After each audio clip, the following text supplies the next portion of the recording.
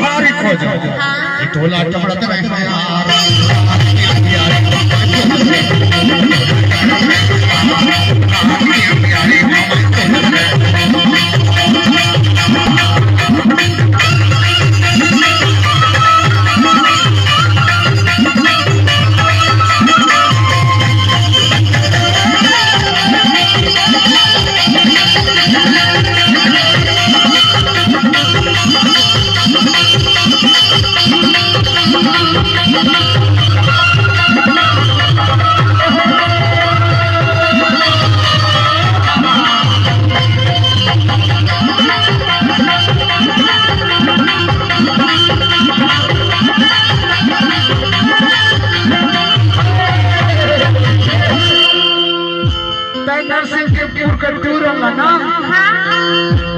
ले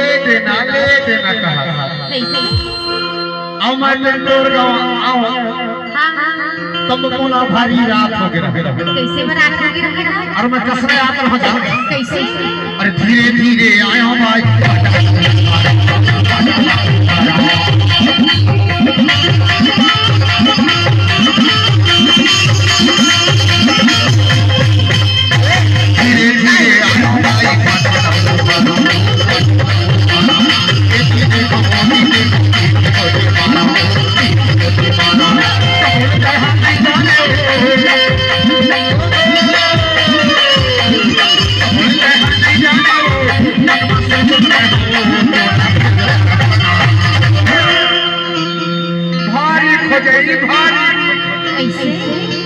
डहर गए हो तब पत्थर है पत्थर अच्छा ओती डहर गए हो तो ढेले ढेला और काटे काटा अच्छा और कहना भारी दगदारा से अरे नहीं हो दादा और मैं कैसे करो कैसे टोला टमड़त रहे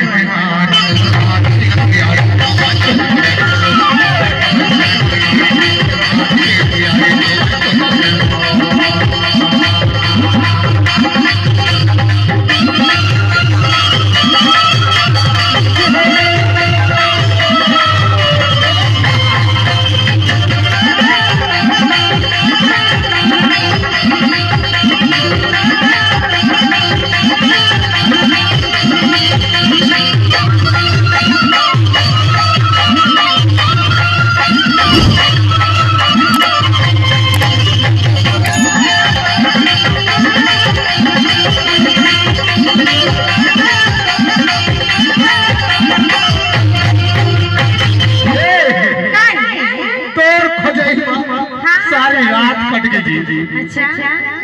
आओ मैं कसना आवत रहा जा कैसे जा गली गली रे गतरी मोर नहीं खमोला दया लगा